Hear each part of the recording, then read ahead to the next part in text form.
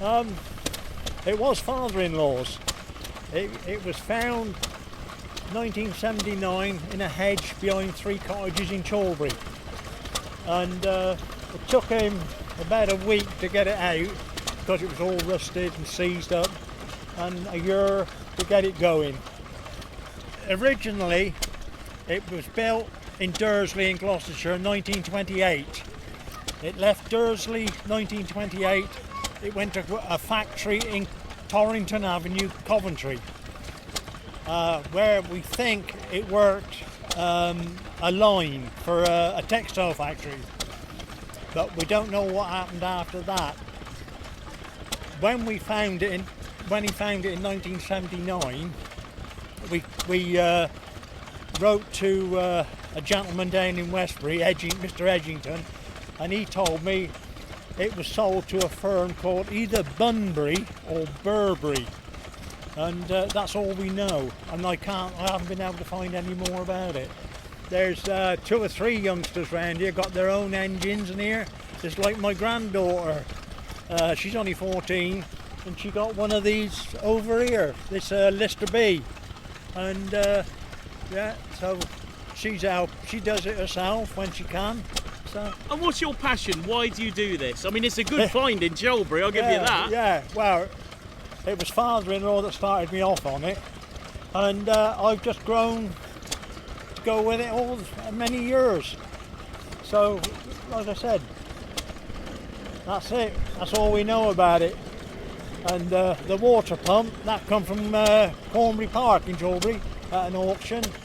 And I've done nothing to it really, just kept it clean, and it goes, and that's it. And you've got a couple of ducks in the old water bath up there. Are they all right to look after? Yeah, they don't need feeding. That's the one thing about it. Yeah, they come from the Great Dorset Steam Fair. Charlie Gullis. Now, it has to be said, I was walking around the fair, which is brilliant, yeah. But there's a lot of blokes here, there's very few women. Yeah. Why are you, not only as a woman, but a younger woman, why are you interested in steam? Well, I grew up with it around me anyway, so I just kind of, got used to it, came to rallies since I was really young, and kind of learned the ropes really. So yeah, I just kind of grown up with it. Well, it's history, I think. We've still got to appreciate things like this and not forget about them, because they are part of our heritage and it's important to us. So it's grown up in our family, so it's important not to lose it. So as somebody as a teenager, when you go around places like Cornbury Park or Blenheim, do you have a look through the hedges to see if there's another great find that's been overgrown there? Oh, we have seen a few actually, yeah, we have seen some. It's nice to see, but obviously they are abandoned, but yeah, some people do, find them and fix them up, which is nice to see. So what do you need to keep something like yours running? I mean, is it a difficult thing? Because we can hear they're running really well today. But what do you need to keep it going?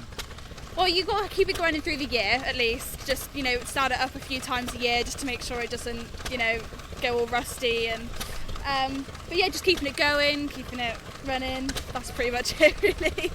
So yeah. Okay, my name's Clark Hickling. I've got 3 motorcycles, an MZ ES 150, which I've had since I was 13 years old, and I've got 2 motorcycles. One's a trial, one's a road.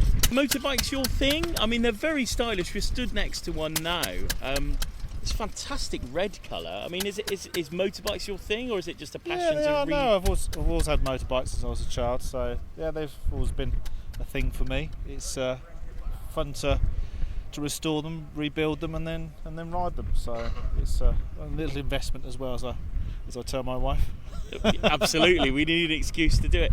And something like this, I mean, apart from the time you put in, is it expensive to restore a motorcycle? Some are, yes. I mean, that one particularly isn't particularly expensive to restore, but there are others that are incredibly expensive. You spend a lot of time trying to source all the parts, and virtually everything.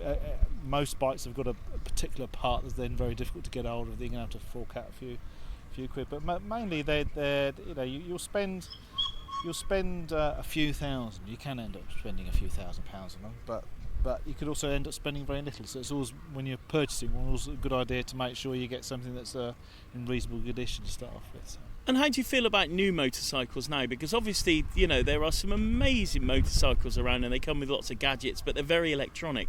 Is that your cup of tea as well, or is it the old classics that are your favourite? The older ones are the one for me, really, to be honest with you, because you tend to hark back to when you're younger, when you saw bikes of a certain speed or style, and you can remember them. So that's really the passion for me, really, is the older ones. But the new ones, yeah, they're absolutely fantastic, and the electric ones coming forward as well. Absolutely. So they're the way forward once they get the batteries sorted out. But I think, yeah, it's yeah. Next step for you, is there an ideal bike you'd like to find? I mean, it's the old thing, they're in a barn somewhere, aren't they, covered in dust? Yeah, they are usually, or somebody else has got one. But yeah, there's always another one you can buy. That's the reason why I always buy red motorbikes, so my wife only thinks I've got one. So, but yeah, there's always extra ones you can list over. But yeah, it's the case of how much and how many you can get away with, really. And there are some real classic bikes here today. I mean, we're absolutely surrounded by them. Is there anything that takes your fancy apart from your own beautifully restored ones? Not for me, no. There's some lovely bikes here, yeah, absolutely. But there's yeah, any of them really, I suppose, to a certain extent. But there's always one or two you've never seen before. A bit like there's Peugeots over there. So it's yeah, there's always one you can add to your collection. Ian Hickling. Ian, you're a visitor here to what has to be said, a very busy show in Ducklington. Very big too. What brings you here? Well, my son is exhibiting some of his restored bikes, and I come along just to give him a hand and take the things off and put them back on again, you know, that kind of thing. You do see some amazing vintage stuff. I mean, we're at the moment stood in the bike area, but there is just some fantastic engines here. It's just really good. How important is it that events like this still happen? Oh, it's vital, isn't it? It's got to be. We've got to keep these things running because people have spent an awful lot of time and money and life savings in some respects in finding things in sheds and putting them back into working order. Some of them are a sort of proper working order, some of them restored immaculately as if they were brand new, but it doesn't really matter as long as we've restored them to some degree and they're working. That's the important thing. And I think younger audience members won't realise how important steam was. I mean, we've seen many steam engines here today. They don't realise that once upon a time they were vital to everything. Absolutely, did everything, and not just steam rollers, of course, the one that everybody remembers, but traction engines, which were the hauliers. They conveyed everything around the place on roads until the railways got much more widespread and active, of course, and an awful lot of machinery was steam powered. As they are still here today. Anybody that wanted anything doing mechanically had a steam engine, and that was the only source of power. What takes your fancy here? I mean, there is plenty, as I've said, here for people to see. Well, apart from that young lady over there. What's your bit of excitement here at the fair? I love the old lorries. That's what I really enjoy. And there's a beautiful Dennis just over there. The most gorgeous thing. I find them fascinating. It's all fun. It's all interesting. It's all nice to see. Every time you come to a show like this, you see something different. Oh, that's nice. I've not seen that before. It's good. It's good for everybody.